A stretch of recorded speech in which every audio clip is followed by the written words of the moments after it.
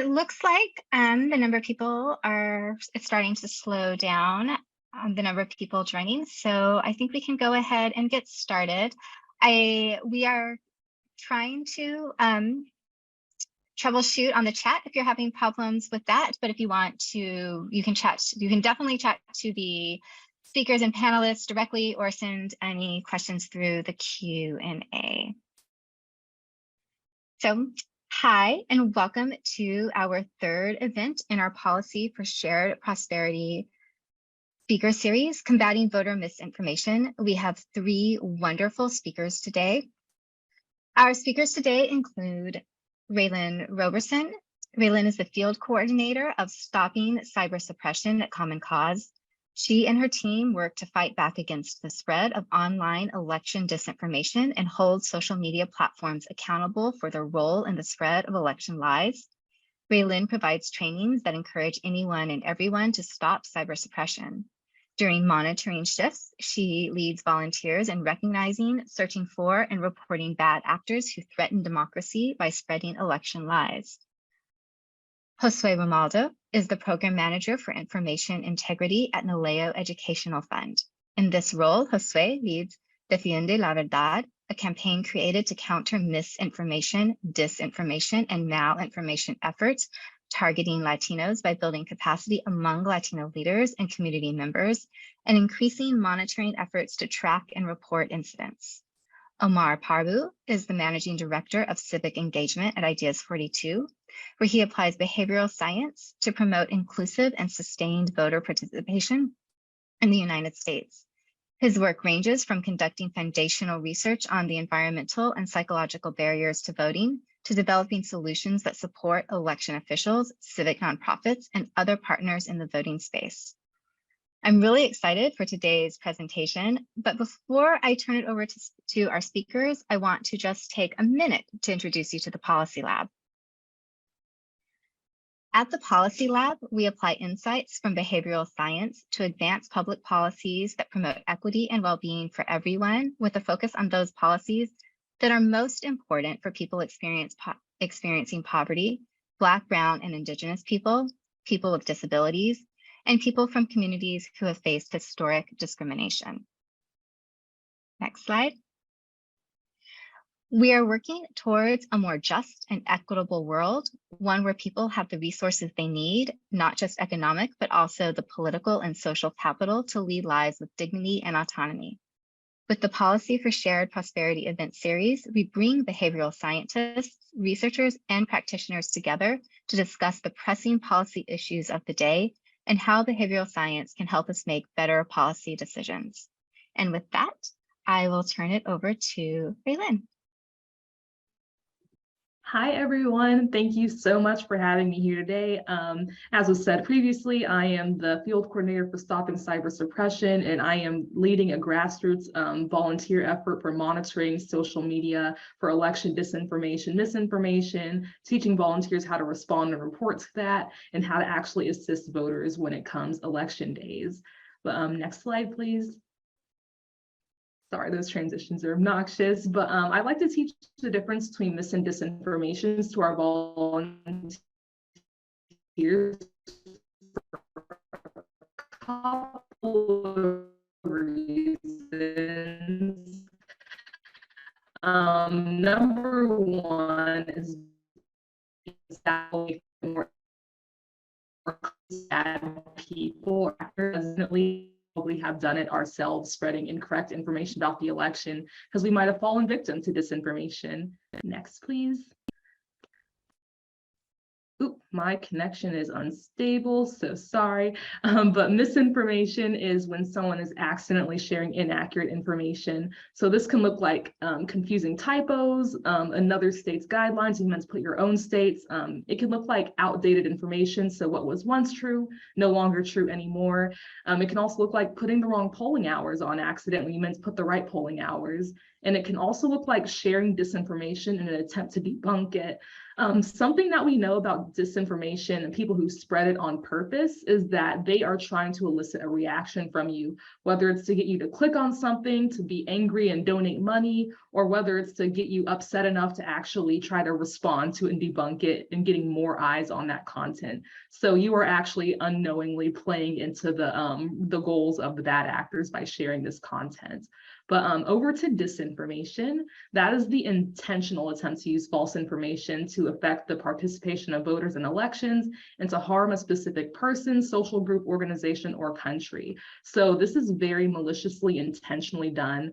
So this can be giving the wrong election date or registration date for a specific group of people with the intention of disenfranchising their votes. And this can also look like manipulated audio and visual content that is being touted as proof of election fraud or election rigging. So for example, something that's like totally unrelated to any of that, a bad actor will take that knowing that it is not proof and spread it like it is proof to confuse voters and make them think that there's something wrong with our elections. And also there's just conspiracy theories and rumors that are meant to harm our voter confidence, things that are meant to make us question the safety and integrity of our elections. Then there's plain old voter intimidation that is meant to make voters feel unsafe or uncomfortable with voting and try to disenfranchise their votes that way. Next slide, please. So I'm going to give a few examples of disinformation. The reason I have it censored like it is nudity is because in doing this, I'm actually amplifying disinformation myself. So I always like to be really cautious by making it as inaccessible as possible to anyone who might get their hands on this slide deck. And I encourage you to do something similar so that you're not just like spreading out disinformation from or like. I think we might have, oh, there, Bailyn, you're back. Sorry. What was the last thing you heard me say? You were just starting the disinfo information. There we go. Okay, good. So sorry about that, apologies.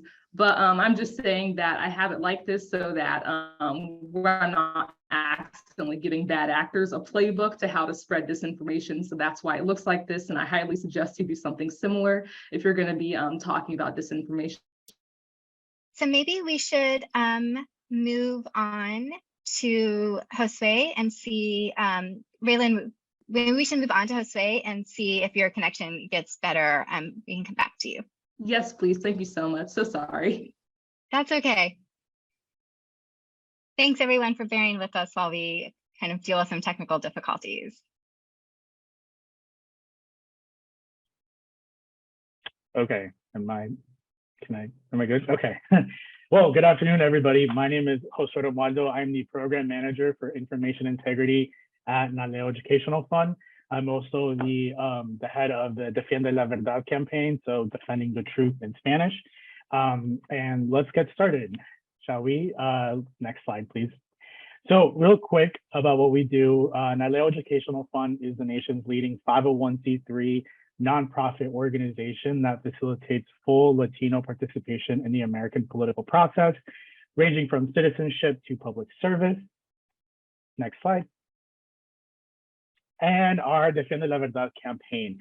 So this is a brand new campaign established by NALEO Educational Fund, and it was created to counter misinformation, disinformation, and malinformation, or as we dub MDM. And it's created to counter those efforts that are targeting Latinos. And we're going to do this by leveraging and building capacity among Latino leaders and community members. We're also going to increase our efforts to monitor, track, and report MDM incidents, specifically in English and also in Spanish. Just really quickly, we are a nonpartisan organization, so our efforts through Defiende la Verdad will also remain nonpartisan. Next slide. So I'm just going to outline where the issues of MDM lie and how they are impacting Latinos real quick.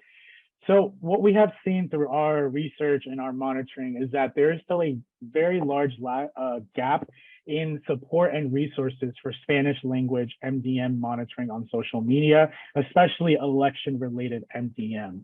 But what we're also seeing is specific cases of MDM campaigns that are purposefully and deliberately targeting Latinos and trying to dissuade how they vote and impacting their participation in civic engagement process like the American electoral process.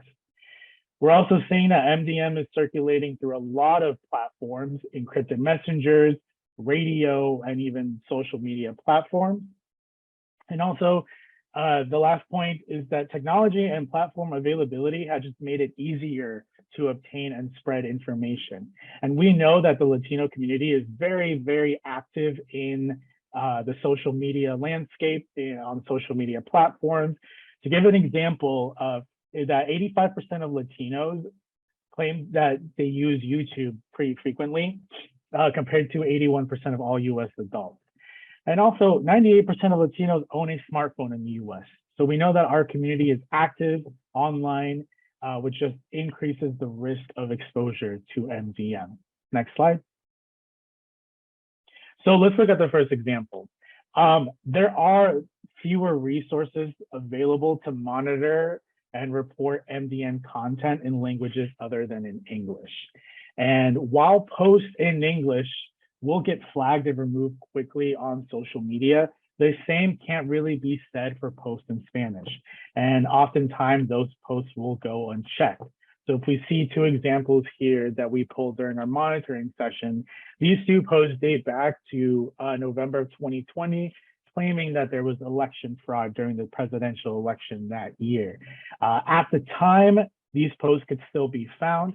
And I just want to make a note that the longer a post remains online, the more harm and the bigger the negative impact it creates, because those narratives continue to circulate online, which just adds more to the problem of the lack of resources to monitor for Spanish language MDM.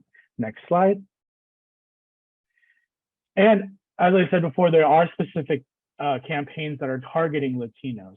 This example I really like to share because it clearly outlines a deliberate attempt to impact how Latinos participate in elections. So this example goes back to 2016, where ads on Twitter were circulating in both English and in Spanish, telling voters that they could vote, they could beat the line, they could vote early by doing so through text message. Now, we know that that's not possible. That is not how it works. But these ads are very misleading. They have the Hillary campaign logo on their ads. And like I said, they're both for English and Spanish speakers and targeting for Black and Brown communities. I do want to point out the text where it says avoid the line. That's a very misleading statement, because not only can you not vote through text, but that completely leaves out vote by mail, which has been a very helpful procedure to vote, especially during the height of the COVID-19 pandemic. So this is just an example that MDM campaigns have been around for a while now, especially as they target Latinos. Next slide. Now, what I'd like to point out is that MDM circulates through a lot of platforms. Next slide. So we have the issue of end-to-end encrypted platforms. So these are apps like WhatsApp, Telegram, and Signal, which are popular to those who want to communicate without the fear of surveillance. Now, these apps offer that end-to-end encryption, which means that messages sent between the sender and the receiver are private and only seen by the users, which adds more privacy and intimacy. But because these messages are encrypted, platforms don't have the ability to monitor the information that's circulating through these apps. So this makes MDM, particularly Spanish language MDM, easier to spread. Now, according to a 2021 Pew Research report, about 46% of Latinos in the US are more likely to say that they use WhatsApp than other racial or ethnic groups. Now, what we do know is that Latinos really rely on WhatsApp to communicate with their friends and family in Latin America. What we don't know is how much content that is spreading between them is MDM or false information. So that's something that we are really wanting to take a look at. We know Latinos are active on these platforms, but we just don't know what they're seeing. Next slide. And another case study, Latinos are not only exposed to MDM online. There have been issues where MDM has been spread through radio. According to a 2020 Nielsen report, 62% of Latinos say that they use radio as the primary source to obtain information. And this is especially true during the height of the COVID-19 pandemic. Now, what we found during our case study was that election-related MDM content did in fact spread through Spanish language radio circulating in South Florida. And some of the narratives that were spreading were deceased or incarcerated voters casting ballots, or even people voting more than once. So the MDM impacting Latinos is obviously running everywhere. Next slide. And I just want to show this bar graph really quickly, but as I said, Latinos have a high presence online. This bar graph just outlines what applications Latinos between the ages of 18 and 34 are most active on. Facebook 65%, Instagram 69%. So just to give you an idea of where our community really is accessing information. Next slide. MDM is not new. And I really like to point this out because there is a notion that misinformation, disinformation is kind of a new thing. It's not. Next slide. So I have some examples here. I won't go through all of them, but I'm happy to share this type of information later. But we have examples dating back from 1988, and I can think of one dating back to like 1906, where Latino voters have been marginalized and efforts have been purposefully created to impact their participation in the electoral process. One that I like to point out is this example from 1988 from Hidalgo County, Texas, where Republican-sponsored radio ads targeting Latino voters mentioned possible prison sentencing for non-citizens who vote, and then reminded listeners that election officials will be watching. So as Raylin pointed out at the beginning, a lot of what misinformation, disinformation, and malinformation does, it does stir those emotions and causes fear and confusion. One other example I'd like to point out in the next slide is this example from 2006 in California. 14,000 Latino voters received letters in Spanish stating that it was a crime for immigrants to vote in elections. Now, this statement is very misleading because it doesn't take into account those immigrants who become naturalized US citizens and therefore have the right to vote. Next slide.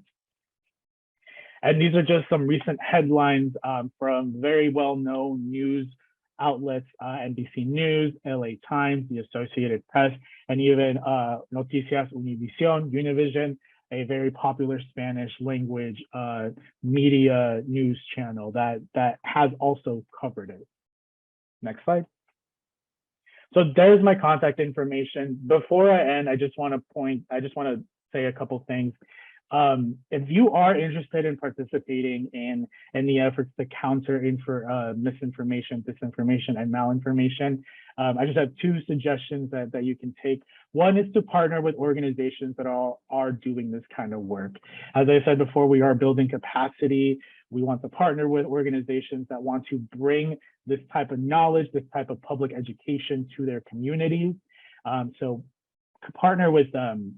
Have conversations of how you can bring these type of presentations and trainings to your local communities on the ground, virtually, in person. Yeah, become a volunteer. I know Raylin will touch upon this when she goes, but a lot of organizations, including Common Cause and NALEO Educational Fund, have monitoring sessions. So if you want to learn how to monitor and start reporting and monitoring incidents of misleading information, volunteer, partner with them. Yeah, that's a really good way to get into the weeds and get into the work and be involved. My contact information is on this slide. I'm happy to put it in the chat as well. Thank you so much for having me, Ideas 42. It's been a pleasure to speak.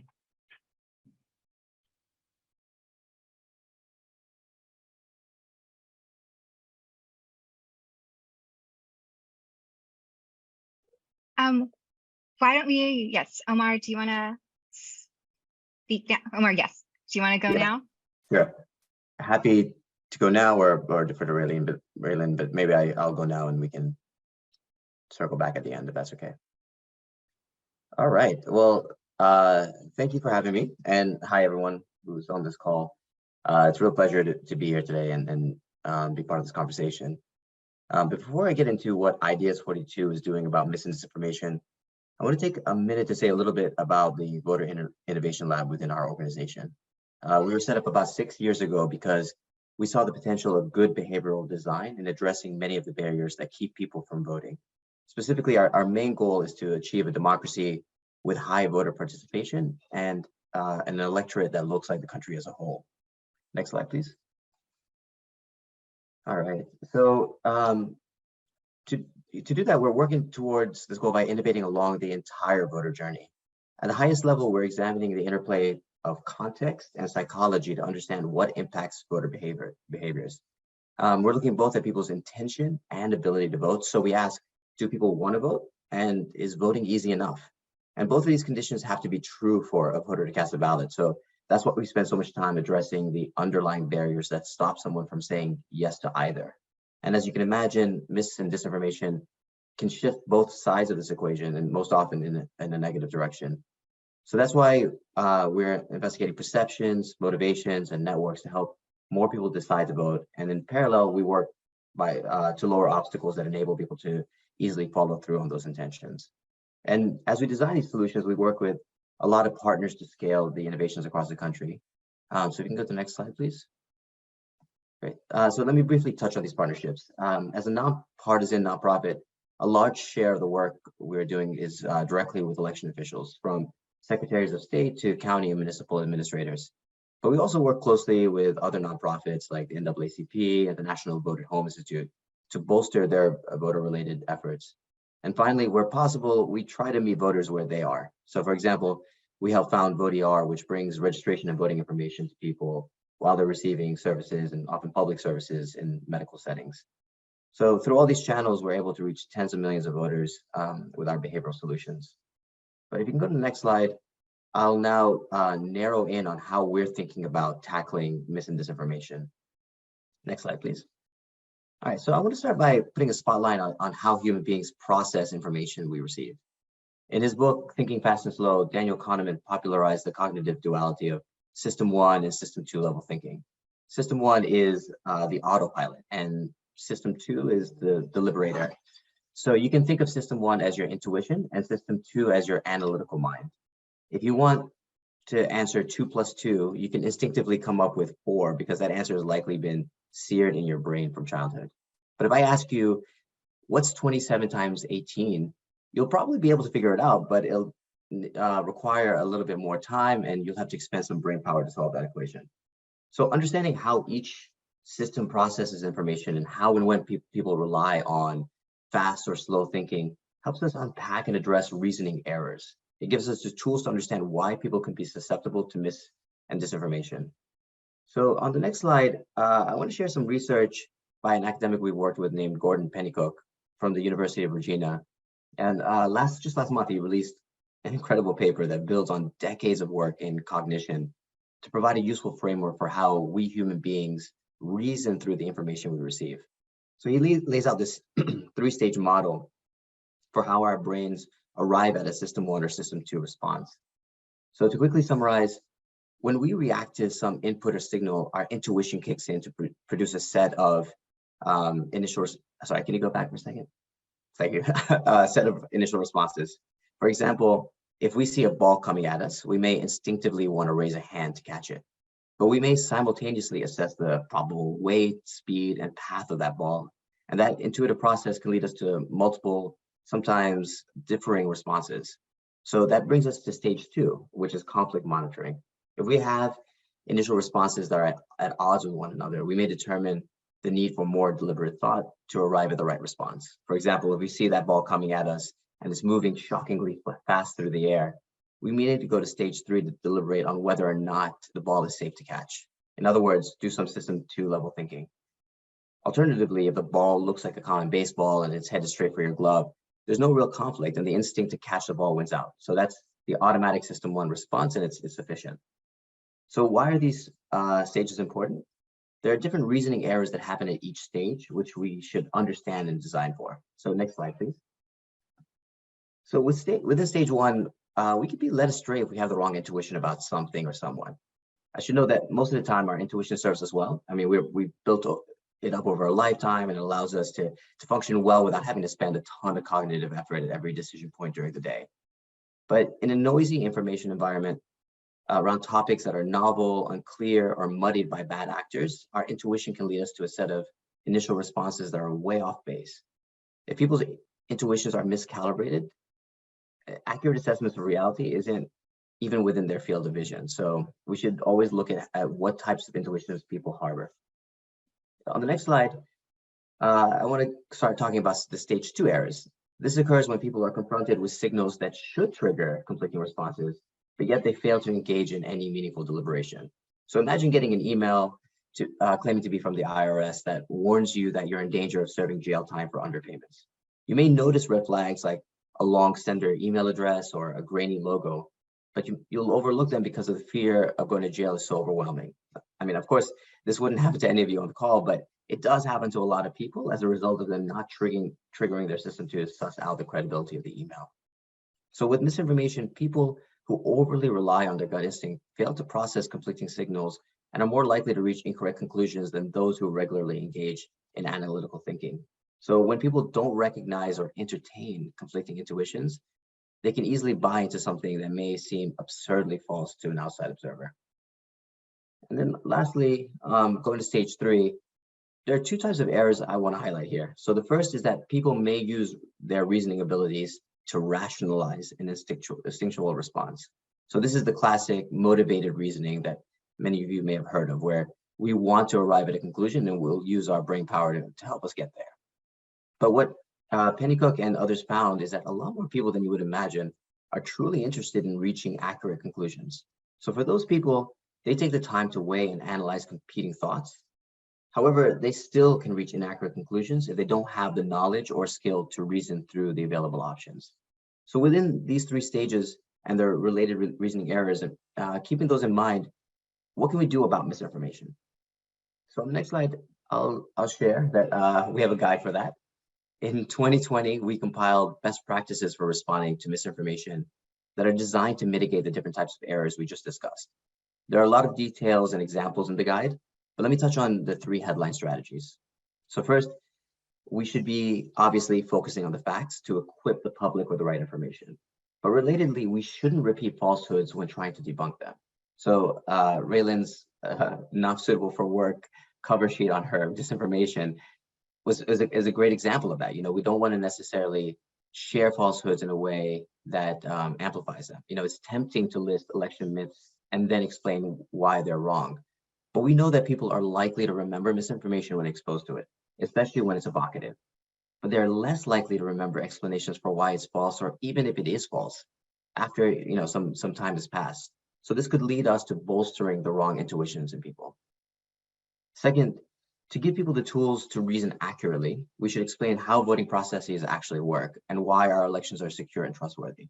If someone is sincerely trying to analyze whether a piece of information is true or false, but lacks a line of sight into how elections are run, they will unsurprisingly reach the wrong conclusions. And then finally, good information is only useful if it actually reaches people. That's why devoting effort and resources to amplifying redundant messages is so important. So studies have shown that false narratives spread exponentially faster than the truth. I mean, honestly, the truth is boring compared to misinformation that often angers and excites people. So that's why coordinated campaigns with partners and diverse messengers is so important to getting the right message out. So I'll be the first to admit that this guide is reactive and it's meant to defensively deal with misinformation that's already out there. So on the next slide, I want to share what we're trying to do to proactively help, to proactively create an environment where false narratives have a harder time finding a receptive audience to begin with.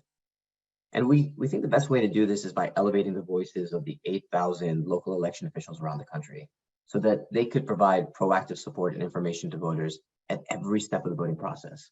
When people start seeing their election officials as resources that are going above and beyond to support a fair and secure election, their intuitions about our democratic institutions change. So to that end, over the past year, we've been building a tool that takes evidence-based messaging on common voter topics, automatically tailors those messages to each jurisdiction's local rules and procedures, and then provides local officials with off-the-shelf outreach content to proactively support voters. On the next slide, we have a quick screenshot of it. This tool is called VoterCast, and it's a simple platform that makes it super easy for local election officials who are often resource and time constrained, to effectively communicate useful and accurate information to the public. They can choose from a long list of outreach topics. And on the next slide, you can see that they can also choose from a wide range of communication channels. With a few clicks, officials can amplify the right information to voters. And then on the final slide, you'll see that the content is designed to be credible, clear, timely, and actionable. And as a holistic campaign, the outreach builds people's understanding and intuitions about our elections.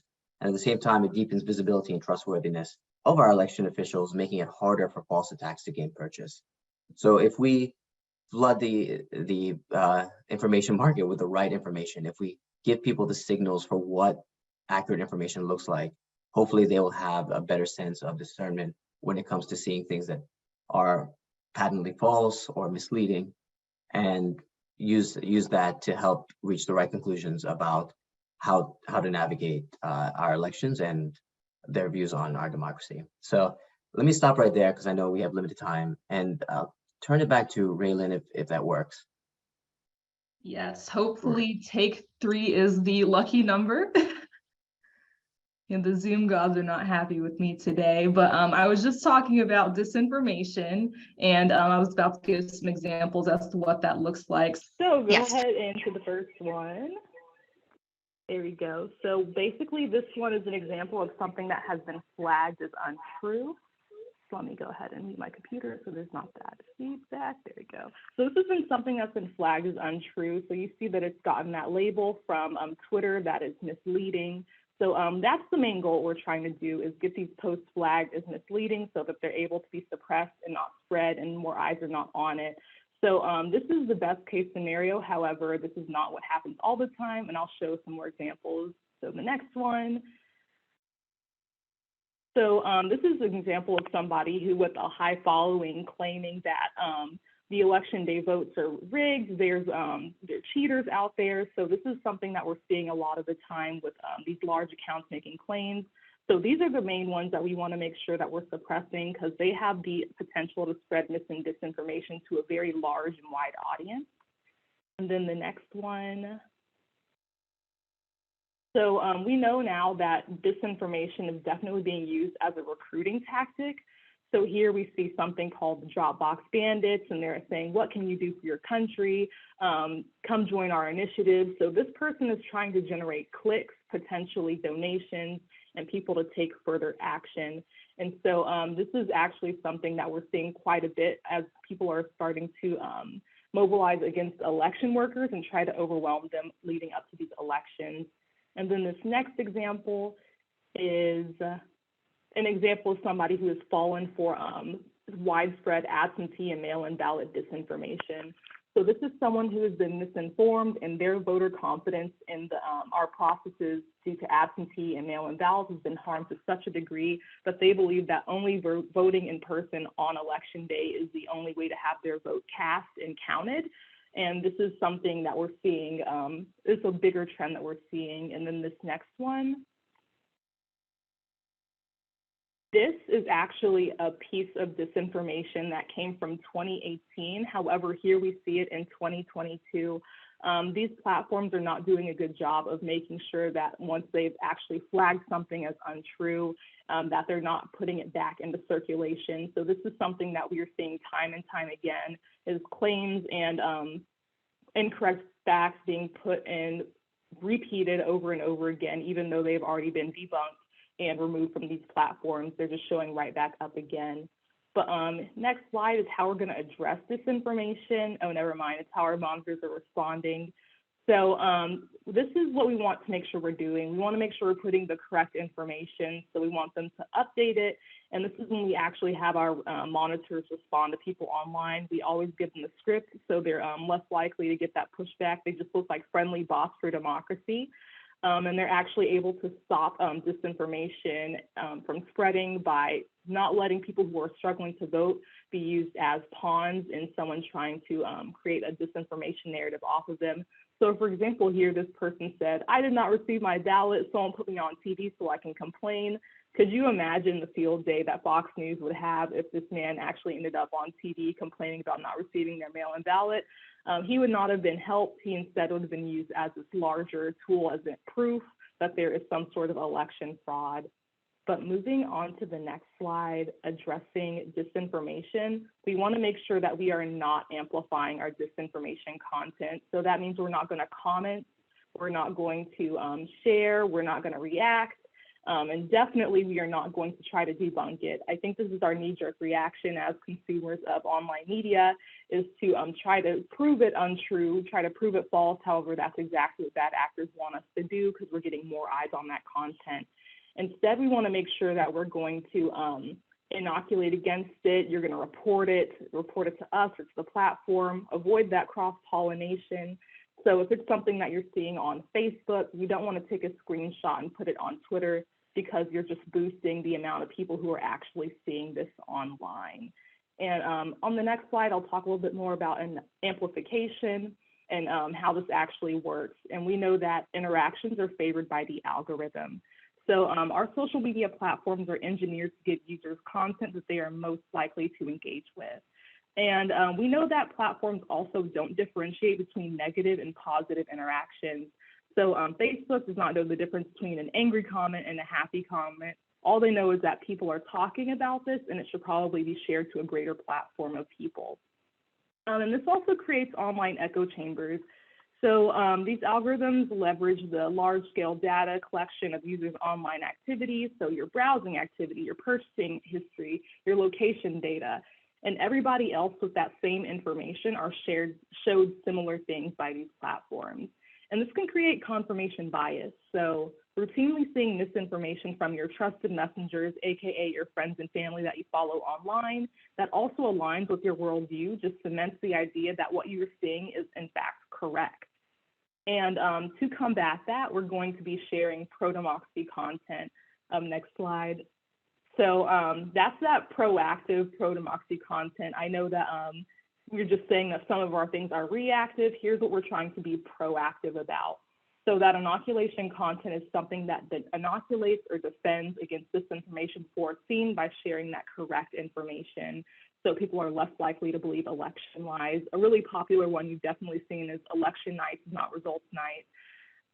And also our counter speech content is something that fights back against disinformation that has already been seen. So if you click, there's an example. These are all very obnoxious, but that makes them very shareable. So here's how to stop the spread of misinformation. Here's one about your voter ID and not forgetting it when you take it to the polls. And then there's also this counter speech content about January 6th being an attack on democracy and to hold that accountable to counter that narrative that they were just peaceful protesters walking through the Capitol. And our policy suggestions, we want to hold our social media platforms accountable. So in monitoring, we're actually gathering data and tracking narratives to present a strong case to social media platforms as well as Congress to enact our policy changes. We want to focus on reducing the spread and amplification of disinformation online, and these platforms actually have algorithms in place that tend to amplify the most harmful content. So we're calling on platforms to create friction that reduces the spread of disinformation. We want algorithmic transparency that prohibits discriminatory algorithms and creates greater transparency about how these algorithms really operate. And we also want state and federal privacy laws that prevent bad actors from exploiting our data to use in disinformation campaigns. And then another list of policy suggestions that we have are at the corporate level of social media. So we want them to invest greater resources in combating that disinformation that targets non-English speakers.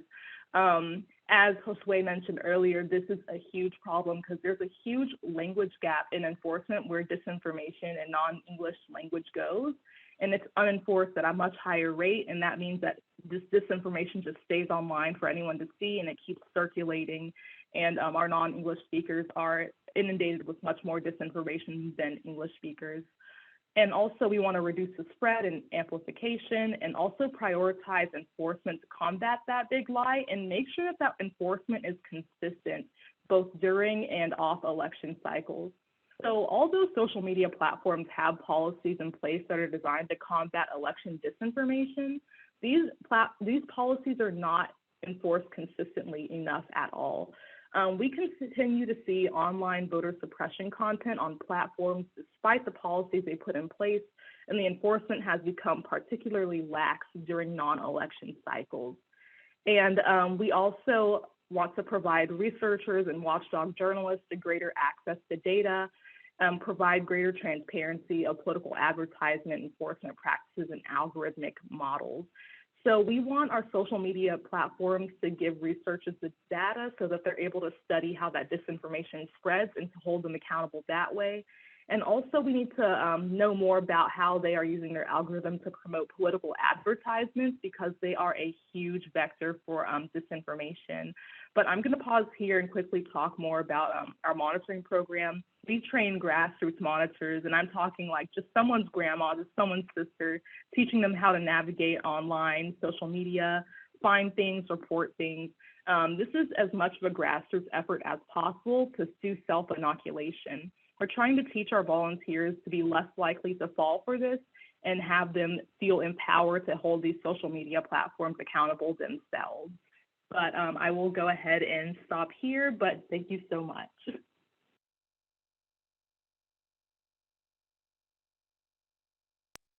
Great. Thank you all for really wonderful presentations. I think we're going to go ahead and move into the Q&A portion. If you have any questions in the audience, please type them in the Q&A section, or you can also drop them in the chat. We will be monitoring that. I also appreciate several of you sent in questions in advance, so I think we'll get started with those. I just want to start with a question that came in. Are there any tips for journalists covering election disinformation?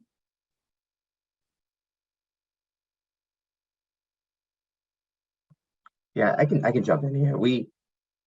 Sorry, I think my camera got a little messed up here. So we actually put something out in 2020 for journalists to think about getting people prepared for an election that was likely going to be filled with disinformation. And unfortunately, it proved to be true and then some.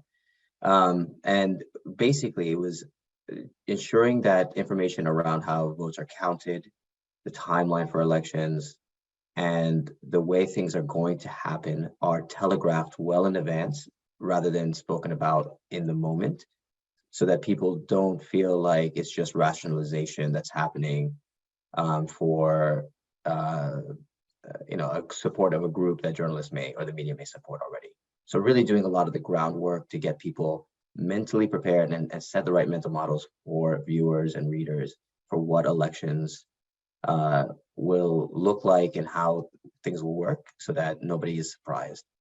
I'll try to find a link to that and share that in the chat. Yeah, hopefully that resource will prove useful.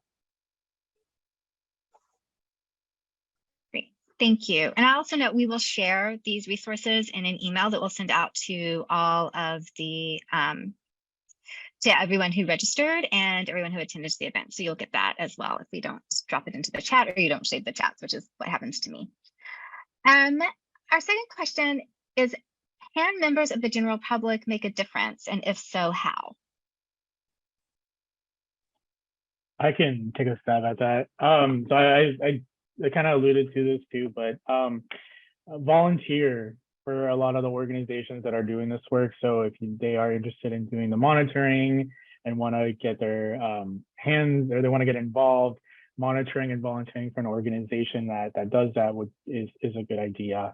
But I think individually, I would say just one tip would be not to repeat a lot of the disinfo or misinfo that they find online.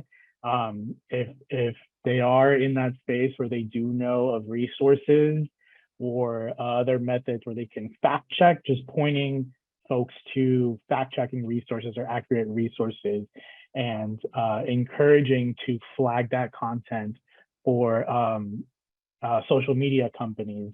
Social media companies do have the ability that if there is a post that can be misleading, then someone can actually flag that and report it. And social media companies are advancing their efforts to address online misinfo and disinfo, especially ahead of the elections. So that'd be one way that they could do it. But I'm sure maybe my co-panelists might have other ideas. Definitely. If you could hear me. Okay, yeah, you can hear me. Perfect. But yes, I want to stress how much this is something that anybody can do. I want to say that most of my volunteers are like older people who are in retirement. So I'm on one hand teaching them how to use social media, on the other hand teaching them how to recognize this and disinformation. And something I'm hearing a lot is how they feel like they are not so powerless to this disinformation anymore. They feel like they're actually able to do something. They feel like they have a voice in fighting back. Because in finding this disinformation and reporting it to us and getting that confirmation that we're not just kind of like hitting the button, like, you know how at the crosswalk you hit the button, you're not quite sure if it's actually doing something when you're reporting something online. But by giving it to us, we're actually manually going to our platforms and saying, this violates this, in your terms of policy, and you need to get it removed. And they know that it's doing a little bit more than just pressing that button. But I'm dropping a link real quick to come join us, or you can email me and learn more about what we're doing. But this is definitely something that is very grassroots and anybody can get involved in, and it gives you more power than just clicking on that report button and hoping for the best. Thank you. So Omar, you mentioned the importance of amplifying and repeating the correct information. And Raylin, you talked about how algorithms work to amplify posts with the most engagement. So do you have any tips or strategies to amplify the correct information? Raymond, I'll start, but I'm very curious to hear your answer as well. So, you know, I'm looking at this from the election official lens because we work so closely with local election administrators. The first thing I'll say is really ensuring that you're going to the source for correct information, especially as election laws and policies are changing rapidly.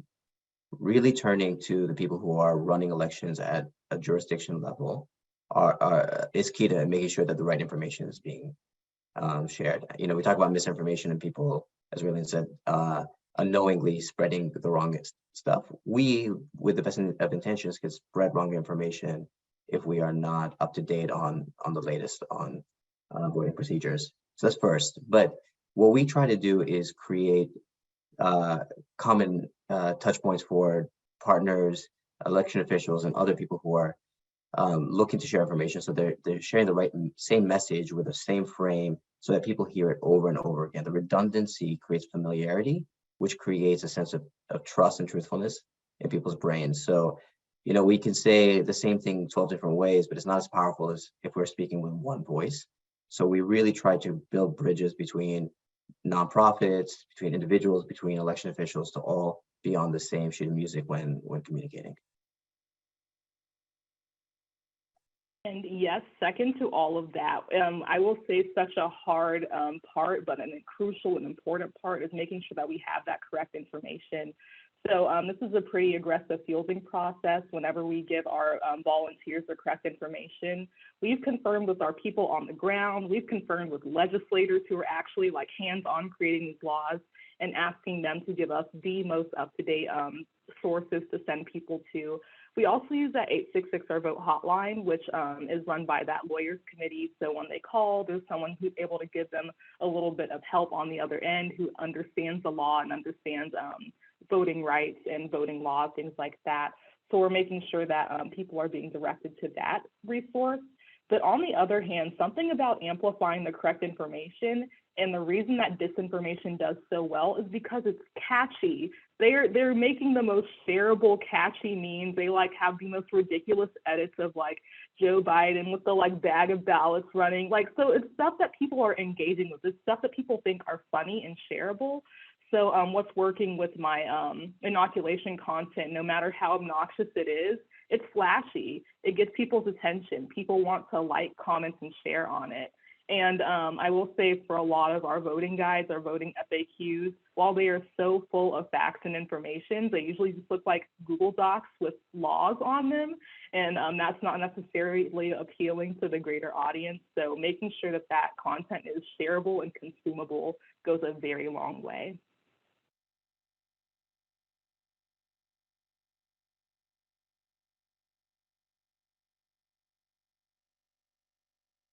And then I wanted to also ask, are there any efforts that any of you know of to monitor and address voting disinformation in languages other than Spanish? Yeah, oh, there we go. Yes. So we actually at Common Cause are in the process of partnering with a whole bunch of amazing in-language monitoring programs. So API Vote Michigan, we're also we also are partners with NALEO in Spanish. We're also partners with Arab American Institute, so monitoring in Arabic languages. We're actually in the process right after this call of onboarding those organizations so they can run and lead their own trainings. So if that might be something that you're interested in, and if you know anyone who monitors in those, can speak those languages or understand those languages and would like to monitor, please email me and I can definitely connect you to those folks. But just want to express the importance of what they're doing, because again, that disinformation does really run rampant in non-English languages, because there is no one who's willing to jump in and say, I'm monitoring in Arabic and understanding the nuance of disinformation in this language.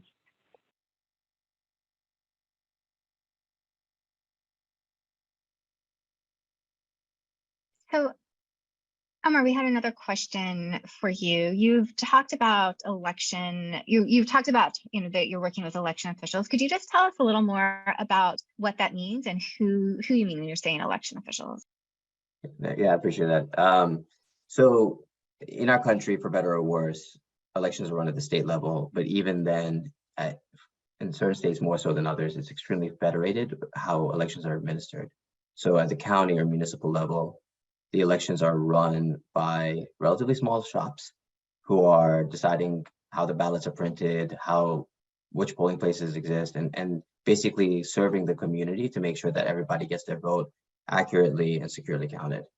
So when I talk about who we're working with, we obviously state that oversee elections at the state level, but we increasingly try to reach election officials who are, in the day-to-day work, who are dealing with voters directly to support them.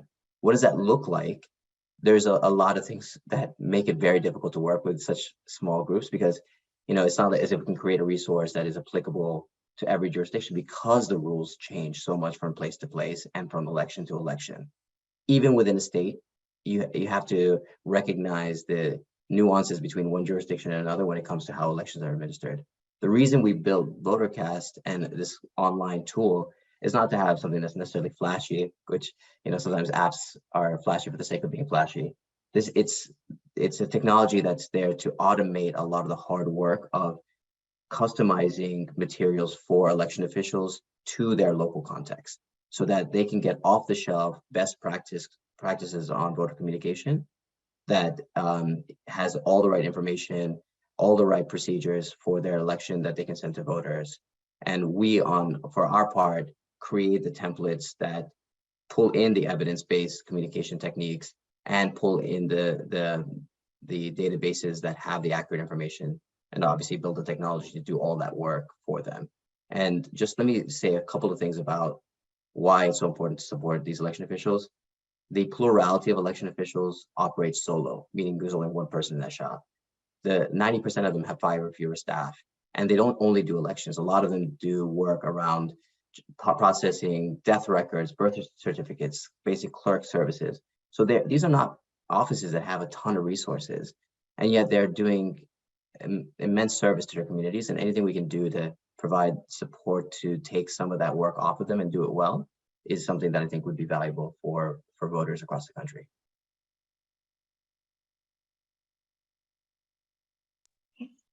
We have 1 minute left, so I want to ask a very quick round robin question, which is to everybody, what's the one thing you want people to take away from this presentation? Josue, I'll start with you.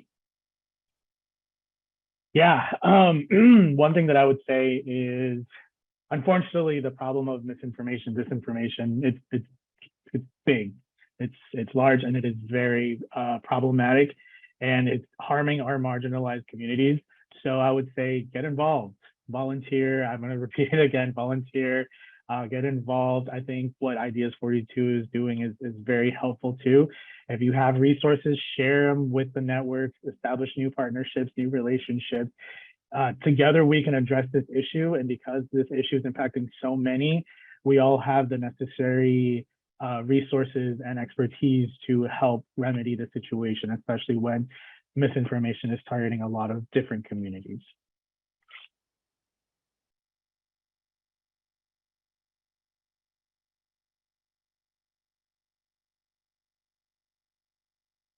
Awesome. Okay, mine is going to be, please do not amplify disinformation online. No matter how helpful you think you're being by debunking something, you actually are just giving the algorithm the okay to try to put it on more people's feeds, particular people's feeds who think like you. So that is not going to be the way to go, but also to know that you have power as an individual against these social media platforms.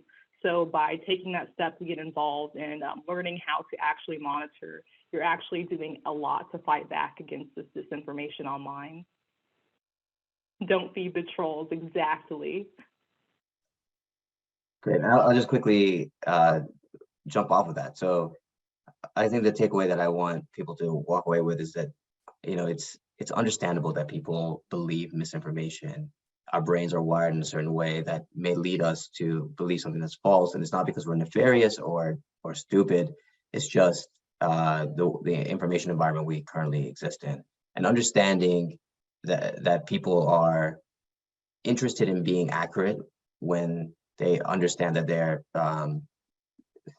dealing with falsehoods will allow us to engage with the public in a much more productive and helpful way. And I think the work that NALEO is doing, a common cause, to really put the people power behind getting out to the public is just fantastic to hear. And I'm really thrilled to be part of this panel, because I think y'all are doing phenomenal work. Thank you to our wonderful speakers. This was a terrific presentation, and thank you to everyone who has attended and stayed with us through our technical difficulties. We really appreciate it. Our next Policy Lab event has not been scheduled, but it will be about basic income programs. If you would like to stay updated on these events, you can, Amanda has dropped a link in the chat that you can use to give us your information, and we will send you out the invite for the next event. And yes, thank you all for joining us, and we hope to see you in, I forgot what month it is. So November. Thank you.